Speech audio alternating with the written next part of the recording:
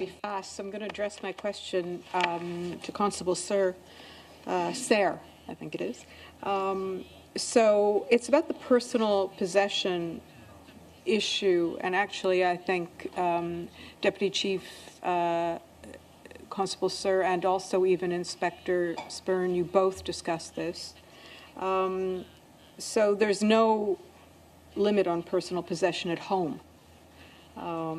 And I'd like you to speak to that and give us a sense of what the consequences would be for law enforcement. And if there were a limit, what the maximum should be and why. Thank you, Senator. And I'm really glad you brought up this question because it is very important to us. Right now, without any limits, somebody could hypothetically have, 10, 15, 20 kilograms of product in the residence. And without us being able to prove knowledge that it was for distribution or having any evidence to that effect, we're really challenged because they are allowed to have as much cannabis as they would like to have in that residence. Often we find that private dwellings are utilized as a spot where to transport illicit cannabis to other locations. So for us, we do have a concern with that. And there's also concern with what constitutes a dwelling. For another example, a person in a motorhome, perhaps, who's driving across the country who has a very large volume of cannabis, where does that fall in? And that could be for, again, illicit purposes and us to prove.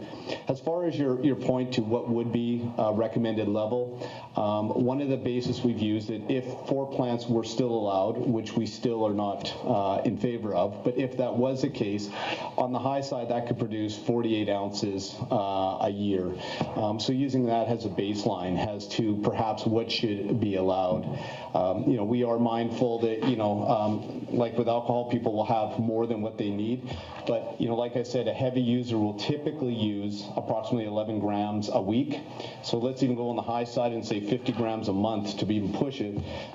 If you have 4 adults, 200 grams in a residence is a lot of cannabis, especially since there is a shelf life to cannabis if not stored properly. So it's very important for us, for law enforcement, to have limitations on what would be allowed in a private residence. And Inspector Spurn?